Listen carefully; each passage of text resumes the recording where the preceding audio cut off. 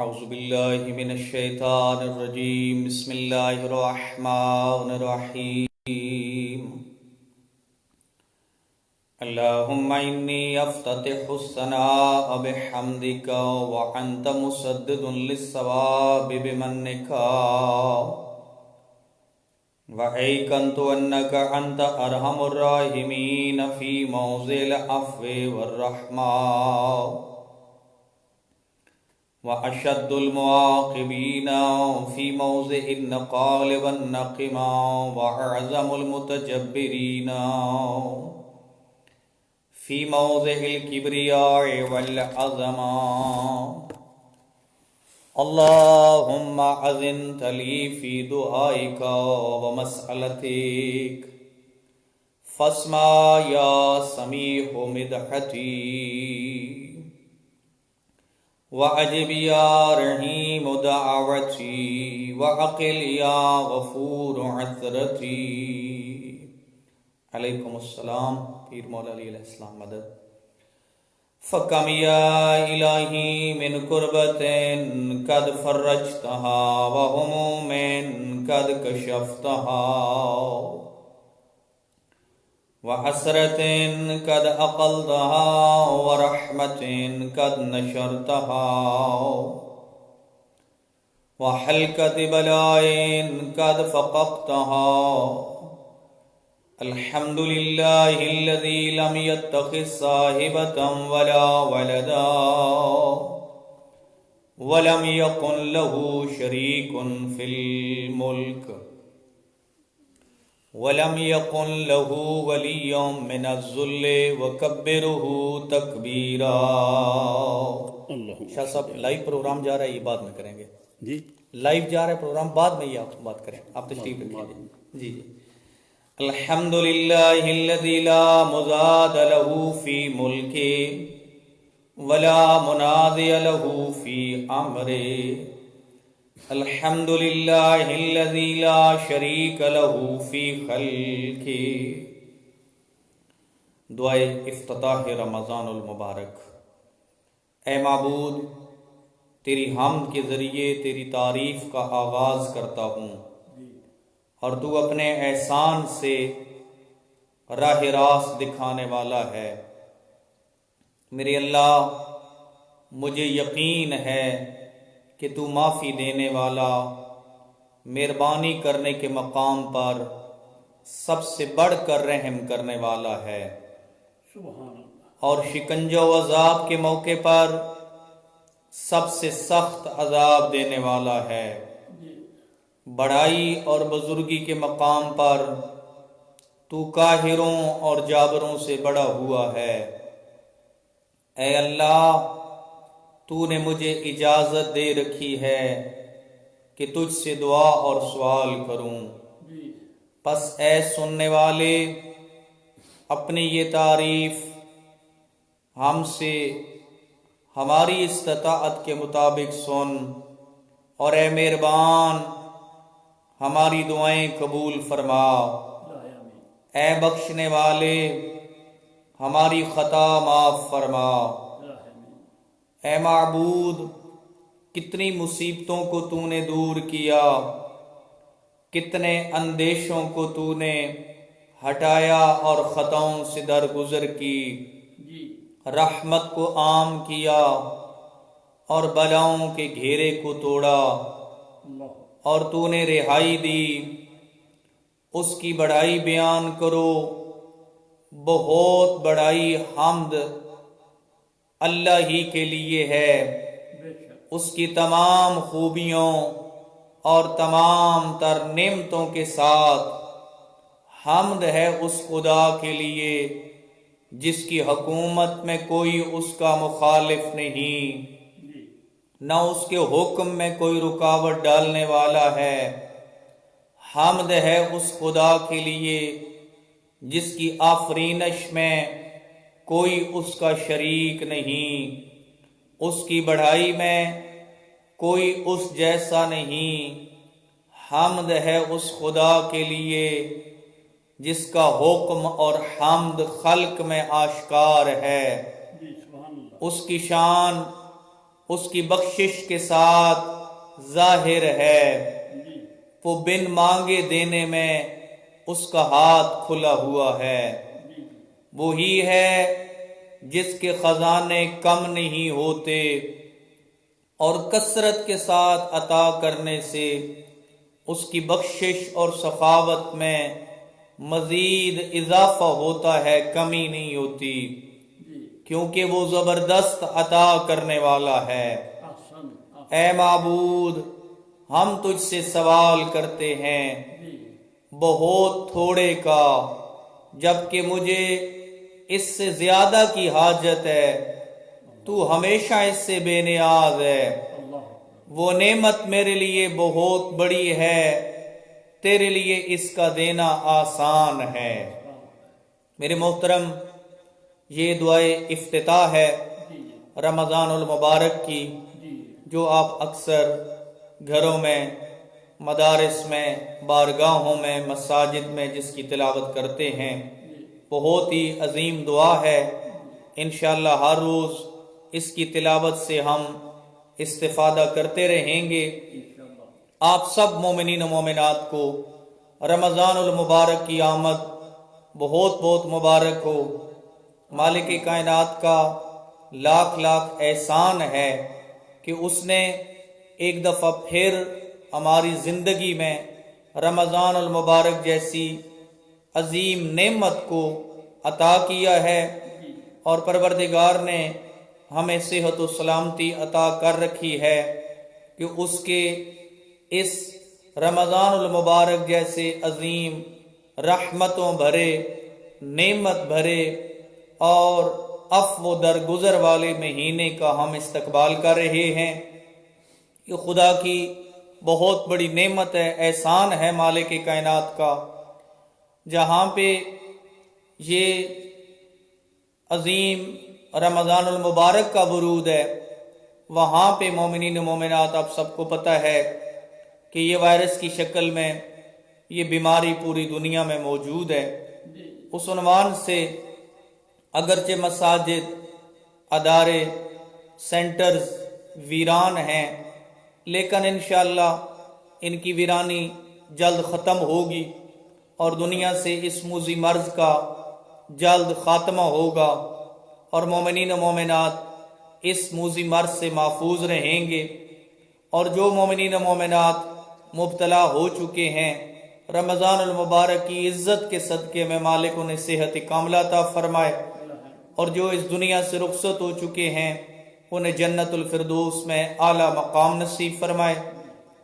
آج کی افطاری کا انتظام اور التماس دعا کے لیے یہاں پہ سینٹر میں جو دعا کا انتظام آج کے دن کے لیے کیا گیا ہے، وہ ہمارے ادارہ سینٹر جعفریہ کی عظیم خادمہ، بہت بڑی خدمتگار خاتون سیدہ فرت بطول، مرشد سید غلام عباس شاہ صاحب کی بھتیجی اور سید سجاد حسین شاہ صاحب کی اہلیہ کے ایصال ثواب کے لیے ہم سب مل کر اس سیدزادی کے بلندی درجات کی دعا گو ہیں کہ مالک کائنات ان کے عالم برزخ کے منازل کو آسان فرمائے اور انہیں جناب سیدہ زہرا کی کنیزوں میں سے معشور فرمائے۔ انشاءاللہ آگے چل کے آخر میں ان کے لیے دعا ہوگی، اور آپ سب مومنین و مومنات جو لائیو پروگرام دیکھ رہے ہیں، یقیناً ڈنمارک میں رہنے والے مومنین و مومنات اس خاتون کی حسن سیرت سے آگاہ ہیں اور ان کے اخلاقیات سے آگاہ ہیں۔ یقیناً آپ سب نے دعاؤں میں یاد رکھا ہوگا، اکثر مومنین و مومنات نے میسج کیے ہیں تعزیت کے اور دعا کے، اور خانوادہ تک ہم نے پہنچائے ہیں۔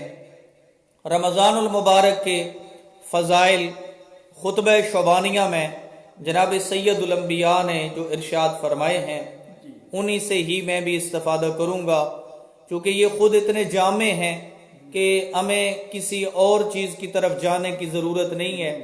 اس میں رمضان المبارک کے متعلق تمام تر چیزیں انہی میں آ جاتی ہیں۔ جناب شیخ صدوق رحمۃ اللہ علیہ نے اپنی معتبر سند کے ساتھ حضرت امام علی رضا علیہ السلام اللہم صلی علی محمد وعلی محمد سے نقل کیا ہے، آپ نے اپنے آبائے طاہرین کے واسطے سے جناب امیر المومنین سے روایت نقل کی ہے، یعنی سلسلہ سند اس طرح کی شیخ صدوق نے امام رضا علیہ السلام سے روایت نقل کی ہے، اور امام رضا علیہ السلام نے سلسلہ در سلسلہ امام امیر المومنین سے روایت نقل کی ہے۔ آقا امیر المومنین حضرت علی ابن ابی طالب علیہ السلام ارشاد فرماتے ہیں کہ ایک روز حضرت رسول اللہ صلی اللہ علیہ وآلہ وسلم نے ہمیں خطبہ دیتے ہوئے ارشاد فرمایا، اور یہ جمعے کے دن کا خطبہ تھا، اور یہ جمعہ شعبان کے مہینے کا آخری جمعہ تھا، یعنی ماہ شعبان کا آخری جمعہ۔ جناب رسول اللہ نے خطبہ ارشاد فرماتے ہوئے فرمایا، اے لوگو، تمہاری طرف رحمتوں اور برکتوں والا مہینہ آ رہا ہے۔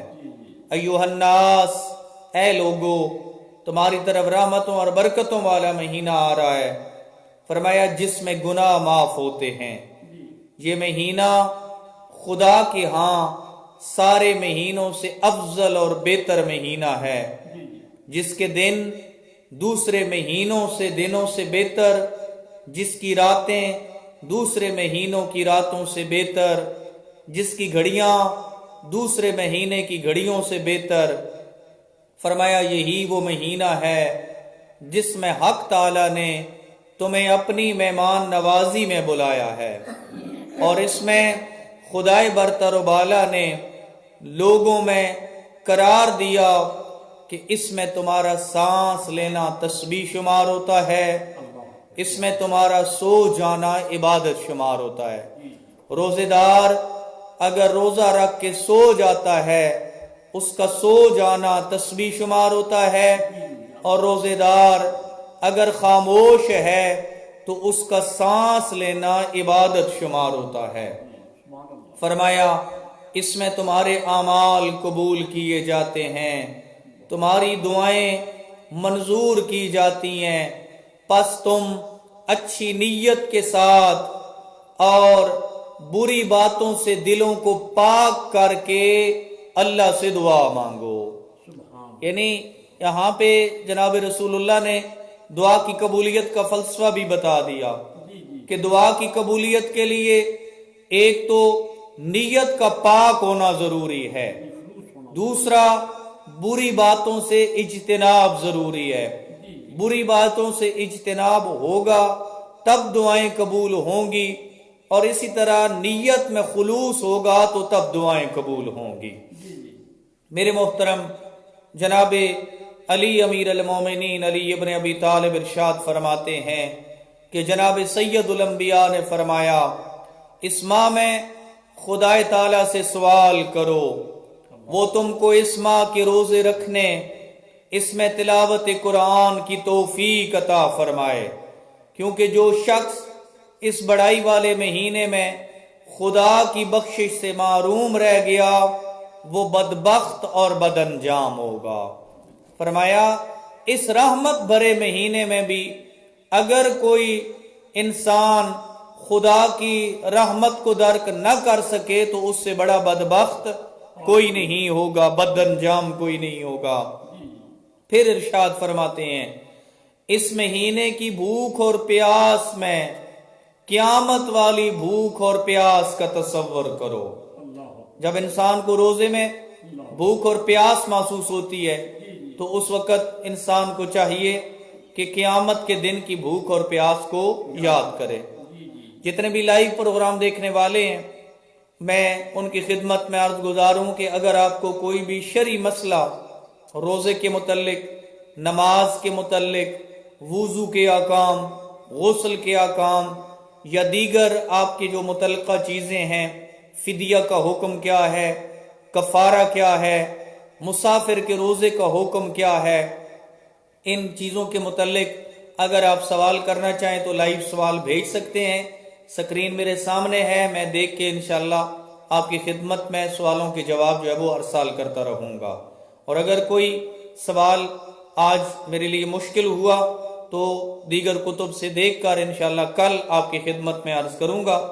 یہ سوال و جواب کا سلسلہ بھی ہے، درس اور دعا کا سلسلہ بھی ہے، جو ہر روز تقریباً اسی ٹائم پہ آغاز ہوگا. اس میں آپ اپنے شرعی سوالات بھیج سکتے ہیں.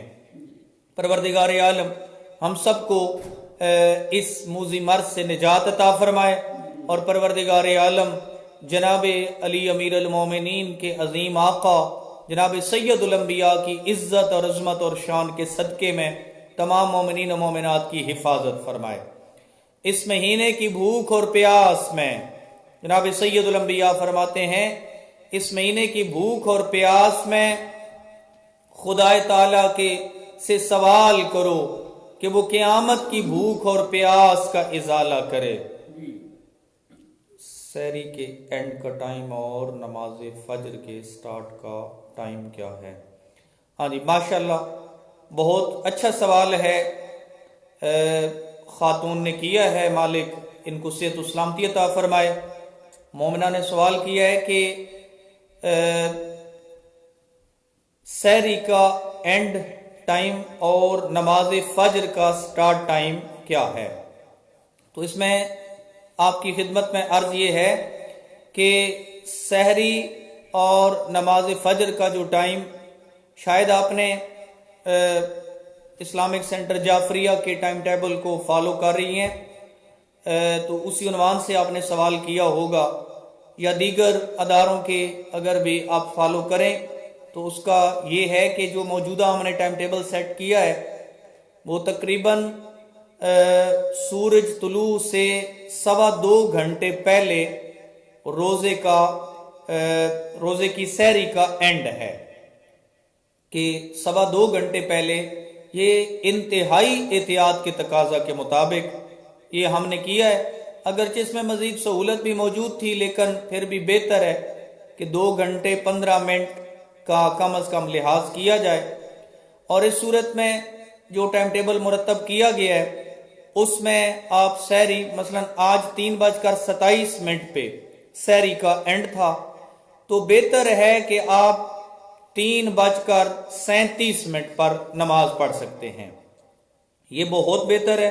لیکن اگر آپ 3:27 پہ بھی نماز پڑھنا چاہیں تب بھی نماز کا ٹائم تقریباً ہو جاتا ہے، کیونکہ دیگر اداروں کے اگر ٹائم ٹیبل کو چیک کیا جائے تو اس عنوان سے 3:27 نماز فجر کا ٹائم بھی سٹارٹ ہو جاتا ہے، اور اسی طرح وہ سحری کے اینڈ کا ٹائم بھی ہے، تو تقریباً یہ سیم ہی ہے. اجرکم اللہ، مالک آپ کو اجر عطا فرمائے. برادر عید محمد شاہ صاحب کا سوال ہے کہ روزے کا فطرانہ کیا ہے. شاہ صاحب یہ سوال ابھی جلدی ہے، انشاءاللہ 15 رمضان المبارک کے بعد روزے کے فطرانے کا باقاعدہ بتایا بھی جاتا ہے. البتہ چونکہ آٹے کی قیمت میں کوئی خاص فرق نہیں آیا اس سال بھی، تو تقریباً وہی 50 کرون ہوگا حسب سابق. اگر اس میں کوئی چینجنگ ہوئی تو انشاءاللہ 20 رمضان المبارک کے بعد باقاعدہ اعلان ہوتا ہے. اور فطرانہ جو ہے نا وہ ایڈوانس آپ نہیں پہنچا سکتے، بہتر اس کا یہی ہے کہ آپ عید کے جتنا قریب پہنچائیں تاکہ وہ مومنین عید کا سودا سلف لے کر اس میں صرف کر سکیں. ابھی تو بہت جلدی ہے، تقریباً آپ 20 رمضان کے بعد جو ہے نا وہ فطرانے کا انتظام کریں. بہرحال تقریباً وہی 50 کرون حسب سابق کی طرح ہے. دیگر سوالات انشاءاللہ جوں آتے رہیں گے میں ساتھ ساتھ جواب دیتا رہوں گا. میرے محترم، فرمایا جناب سید الانبیاء جناب سیدہ زہرا کے عظیم بابا شعبان المعظم کے آخری جمعے کو رمضان المبارک کی عظمت ارشاد فرماتے ہوئے فرماتے ہیں، فرمایا قیامت کی بھوک اور پیاس کا تصور کرو اس مہینے کی بھوک اور پیاس کے ذریعے. پھر فرمایا اپنے فقیروں اور مسکینوں کو صدقہ دو، بوڑھوں کی تعظیم کرو، چھوٹوں پر رحم کرو، رشتہ داروں کے ساتھ نرمی اور مہربانی کرو، اپنی زبانوں کو ان باتوں سے بچو کہ جو نہ کہنی چاہیے، جن چیزوں کا دیکھنا حلال نہیں ہے ان سے اپنی نگاہوں کو بچائے رکھو.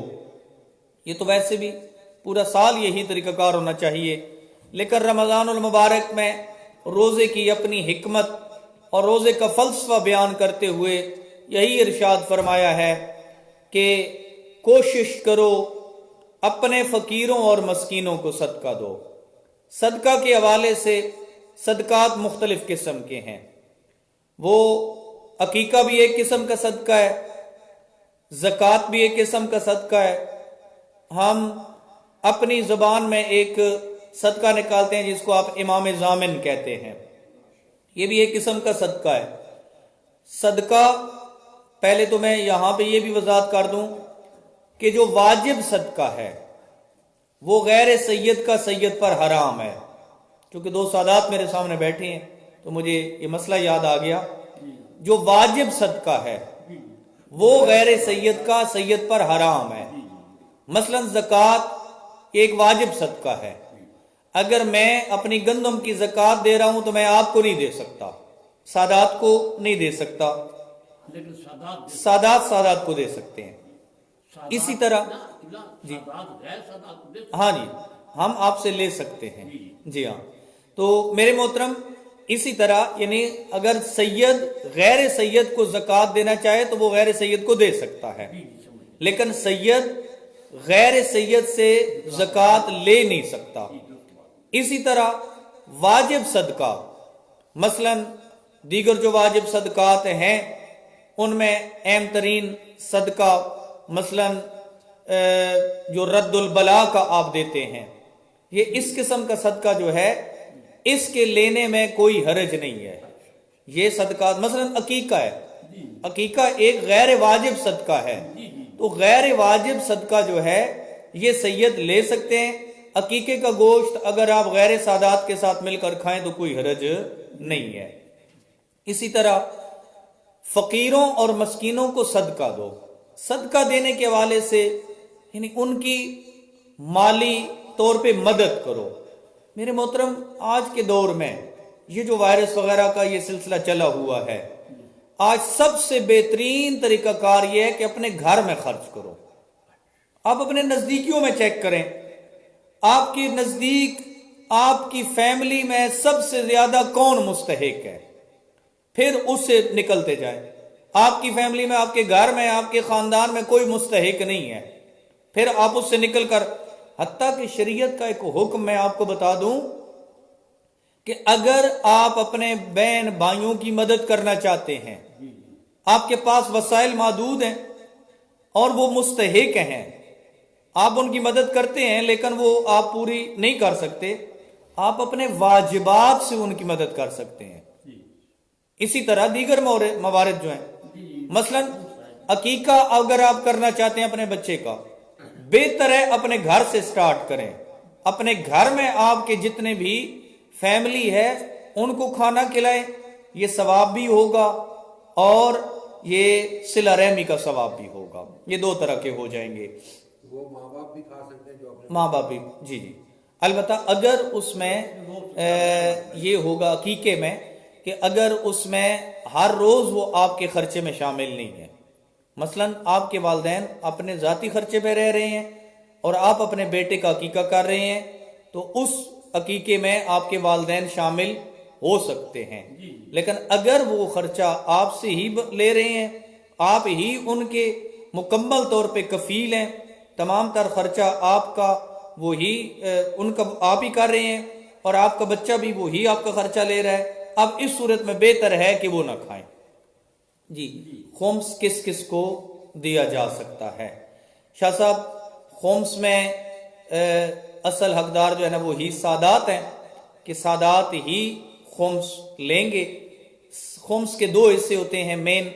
خمس میں پہلا حصہ ہوتا ہے سہم سادات اور دوسرا حصہ ہوتا ہے سہم امام. سہم سادات کے بارے میں حکم ہے کہ بندہ اپنے ہاتھوں سے غریب سادات میں تقسیم کرے، غریب سادات میں اپنے ہاتھوں سے تقسیم کرے. یہ سہم سادات کے بارے میں زیادہ تاکید ہے. جی ضرور انشاءاللہ. جی جی غریب کی تشریح کے کس کو دیا جا سکتا ہے، غریب سے مراد کیا ہے. دوسرا حصہ ہے سہم امام. سہم امام کا طریقہ کار یہ ہوتا ہے کہ بہتر ہے اپنے مجتہد سے رجوع کیا جائے. آپ جس کی تقلید کرتے ہیں ان سے رجوع کیا جائے.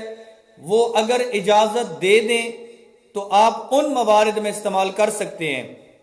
مثلا ایک مسجد جو ہے نا وہ زیر تعمیر ہے، ایک مدرسہ زیر تعمیر ہے یا ایسے دیگر رفائی کام کہ جہاں پہ مجتہد اجازت دے دے کہ وہاں میری طرف سے آپ خرچ کر سکتے ہیں تو وہاں سہم امام خرچ کر سکتے ہیں، لیکن سہم سادات یہ غریب سادات کا حصہ ہے۔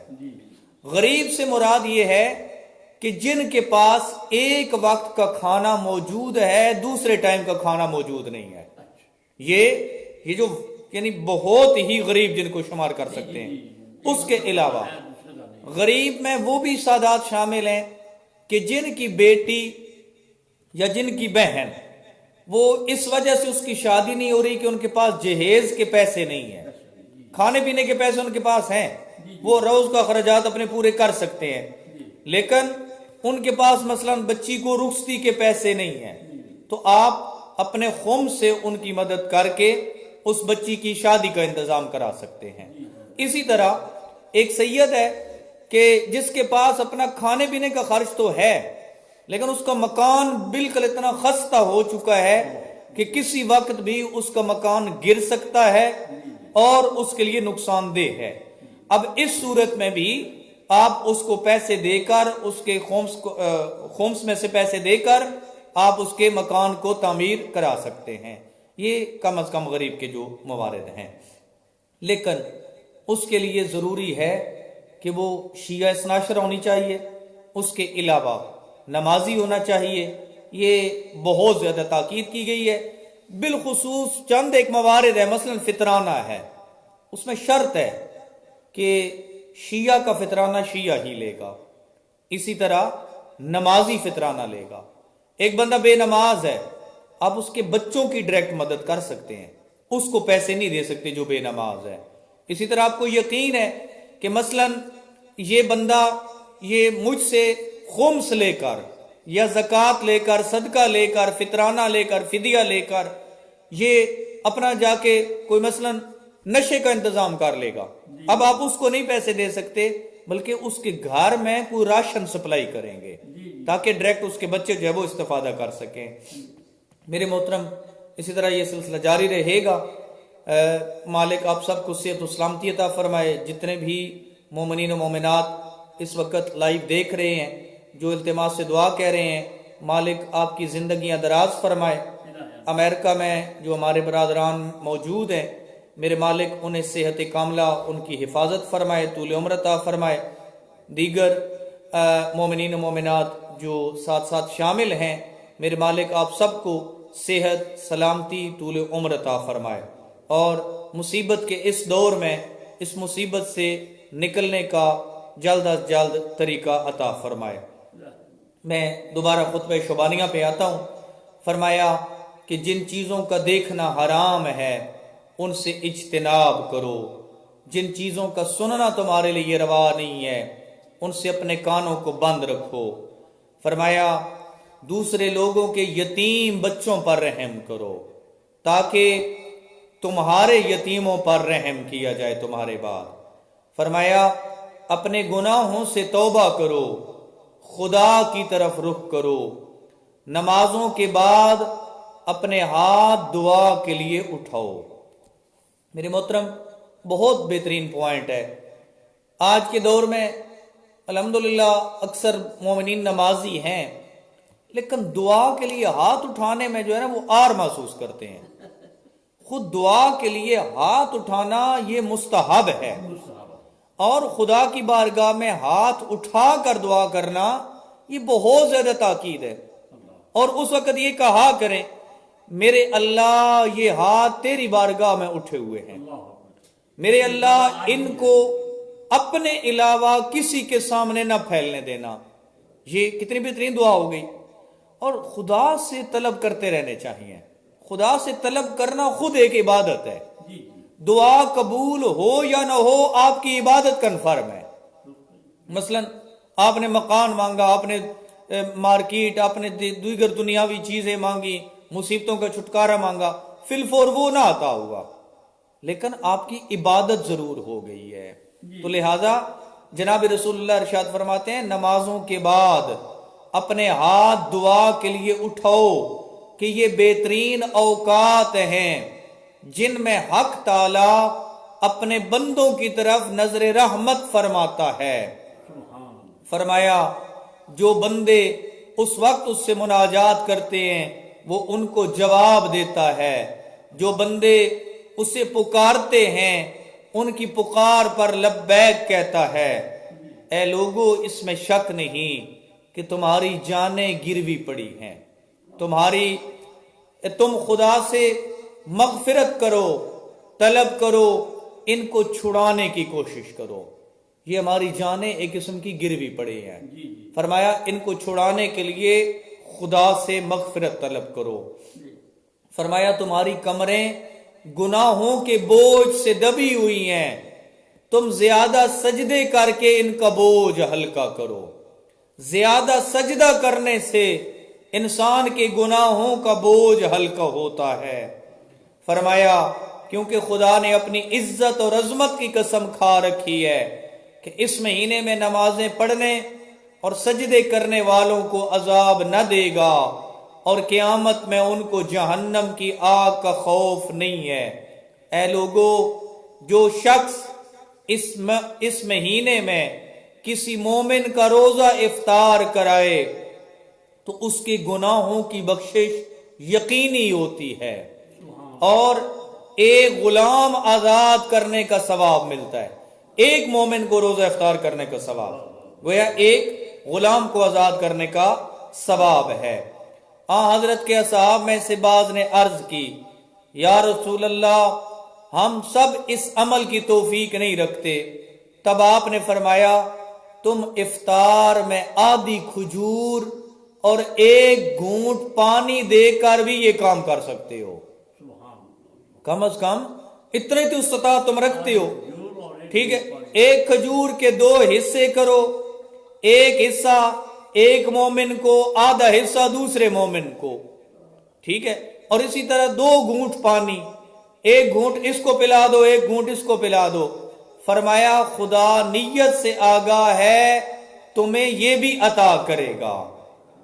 اس کے بعد پھر ارشاد فرمایا، شاہ صاحب والیوم بند کر دیں ادھر آواز آ رہی ہے جی ہاں۔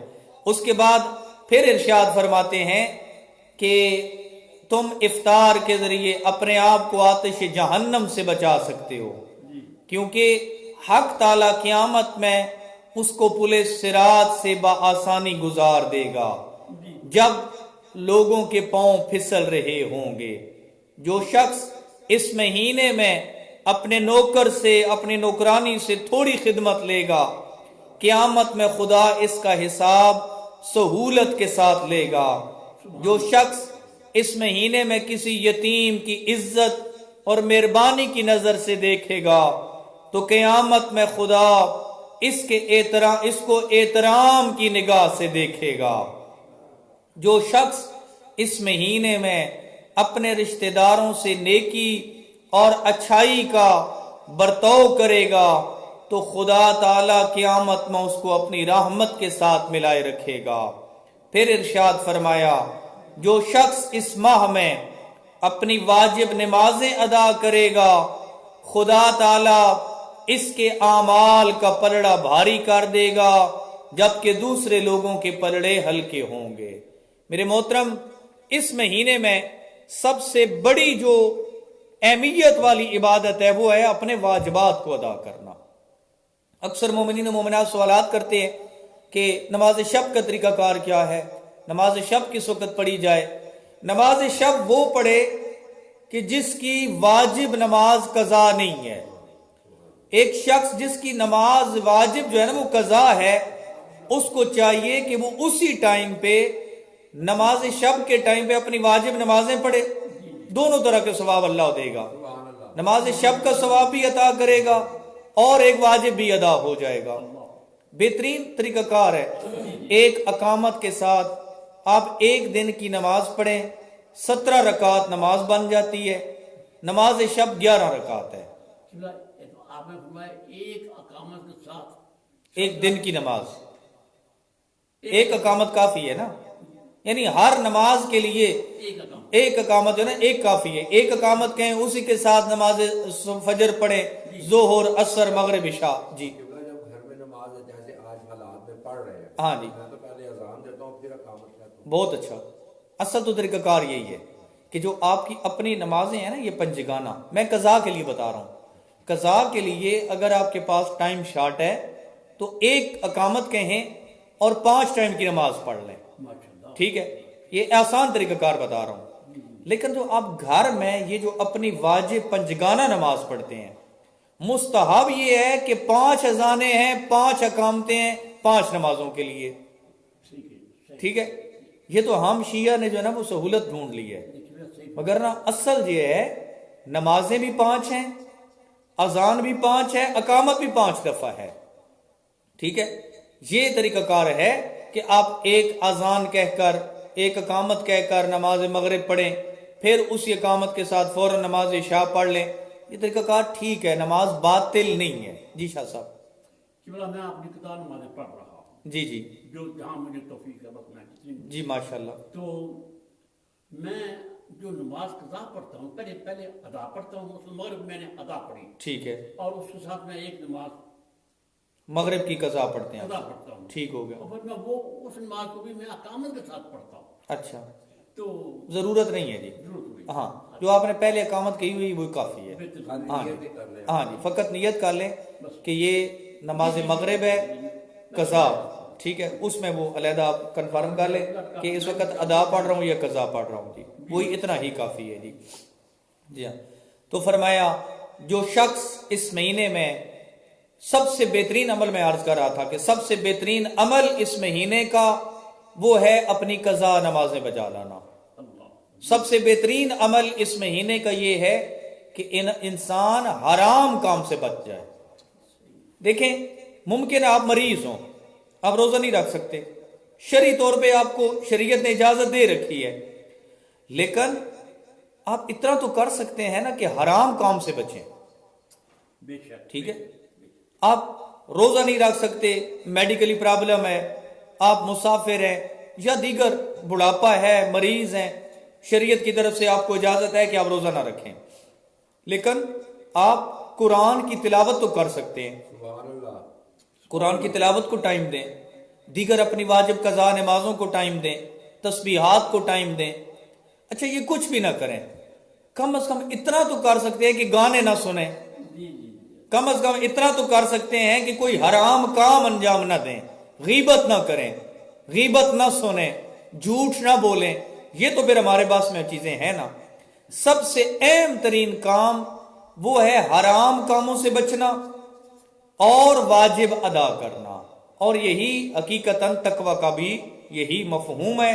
پروردگار عالم ہم سب کو ماہ رمضان المبارک میں زیادہ سے زیادہ عبادت کرنے اور محرمات سے بچنے کی توفیق عطا فرمائے، اور پروردگار عالم جتنے بھی مومنین و مومنات روزے سے ہیں میرے مالک قبول فرمائے، جو کسی وجہ سے روزہ نہیں رکھ سکے ہیں میرے مالک ان کو صحت و سلامتی عطا فرمائے۔ 8 رکعت نماز تہجد نماز عشاء کے ساتھ پڑھ سکتے ہیں؟ جی حسن شاہ صاحب، اس کا طریقہ کار یہ ہے کہ اگر آپ کو یقین ہے کہ صبح تب آپ اٹھیں گے کہ جب اذان فجر ہو جائے گی، تو اس میں سہولت موجود ہے کہ آپ نماز عشاء کے بعد نماز شب پڑھ لیں، ثواب آپ کو مل جائے گا، لیکن نماز شب کا افضل ٹائم شاہ صاحب وہی ہے کہ جو نماز فجر کے جتنا زیادہ قریب ہو، آدھی رات سے لے کر نماز فجر کی اذان تک، یہ اصل میں نماز تہجد کا نماز شب کا ٹائم ہے۔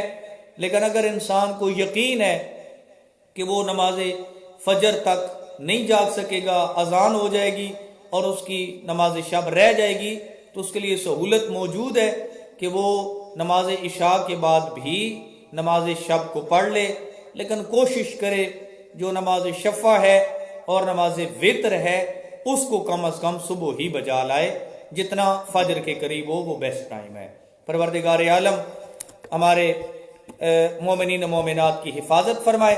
ہاں ایک شاہ صاحب کا سوال مجھے یاد آ گیا ہے، اگرچہ ان کا سوال فقہ سے ہٹ کر ہے اور اسی وجہ سے وہ مجھے لیٹ یاد آیا ہے کہ شاہ صاحب نے مجھ سے سوال کیا ہے میسج کر کے کہ جب جناب آدم علیہ السلام نے کون سے اسما جو ہیں وہ فرشتوں کو دیے تھے، تو میرے محترم بھائی جان، جناب آدم نے اسما نہیں دیے تھے، بلکہ آپ قرآن کو ترجمے کے ساتھ چیک کریں، سورہ بقرہ آیت نمبر 30 سے یہ جو سٹارٹ ہو رہا ہے، اس میں دقت کریں۔ اللہ نے جب جناب آدم کو خلق کیا فرشتوں کے ذریعے، یہ وہ مٹی وغیرہ وہ سارے واقعات، اور جب اس میں اللہ نے روح پھونکنی چاہی اور فرمایا کہ انی جاعل فی الارض خلیفہ، زمین میں اپنا خلیفہ بنانے والا ہوں، جب اس میں اپنی روح پھونک دوں تو تم نے اس کو سجدہ کرنا ہے۔ فرشتوں نے سجدہ کیا، ابلیس نے انکار کیا، یہ واقعہ تفصیلاً قرآن مجید میں موجود ہے۔ اور پھر فرشتوں کا اعتراض ہے، میرے اللہ نحن نسبح بحمدک ونقدس لک، میرے اللہ ہم تیری تسبیح کرتے ہیں، ہم تیری تقدیس کرتے ہیں، تو اس کو خلیفہ کیوں بنا رہا ہے؟ قال انی اعلم ما لا تعلمون، اللہ نے فرمایا جو میں جانتا ہوں تم نہیں جانتے۔ وعلم آدم الاسماء کلھا، یہ ایسا نہیں ہے کہ آدم نے اسماء تعلیم کیے، بلکہ آدم مفعول ہے، علامہ کا فاعل خود خدا ہے۔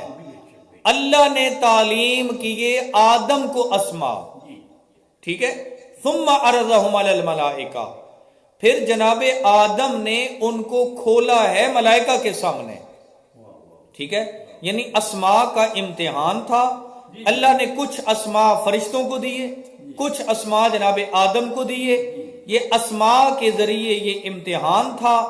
اس اسماء کے امتحان میں جناب آدم کامیاب ہو گئے، تو فرمایا فقال انبئونی باسماء ہؤلاء، مجھے ان سب کے ناموں سے آگاہ کرو، ان کنتم صادقین، اگر تم سچے ہو۔ فرشتے کہنے لگے لا علم لنا الا ما علمتنا، جو تو نے سکھایا ہے ہمیں اتنا ہی علم ہے، انک انت العلیم الحکیم۔ قال یا آدم، اس وقت فرمایا اے آدم اب تو انہیں اسماء کے بارے میں نام بتاؤ۔ فلما انباہم باسمائہم، پھر جب جناب آدم نے ان کو ان اسماء کا بتایا، قال الم اقل لکم، اس وقت اللہ نے فرمایا اے فرشتو کیا میں نے تمہیں کہا نہیں تھا کہ جو کچھ میں جانتا ہوں تم نہیں جانتے، اور میں آسمان اور زمین کے غائب کو جانتا ہوں، اور جو کچھ تم چھپاتے ہو اور جو کچھ تم ظاہر کرتے ہو اس سب کا علم میرے پاس ہے۔ اب سوال یہ ہے کہ وہ اسماء کون سے تھے، کون سے اسماء کا امتحان تھا؟ اس میں ہمیں آل محمد کی طرف رجوع کرنا ہوگا۔ آل محمد نے ارشاد فرمایا ہے اسماء سے مراد ہم 5 تن پاک کے اسماء تھے کہ جو اللہ کے عرش کے ارد گرد طواف میں اس وقت مشغول تھے، ایک نظریہ، اور دوسری بات یہ کہ اللہ نے ان اسماء کے ذریعے کچھ اللہ نے نور کی تصویریں دیں، اور ان نور کی تصویروں کے ساتھ اسماء تھے، ان کو منطبق کرنا تھا کہ یہ کس کا عکس ہے، یہ نور کا عکس کس کا ہے۔ اس وقت جب جناب آدم نے اس نور کے عکس اور نام کو منطبق کر لیا تو جناب آدم کو خلیفۃ اللہ کا اعزاز الہی نصیب ہوا۔ صلی اللہ علی محمد وعلی الطہار۔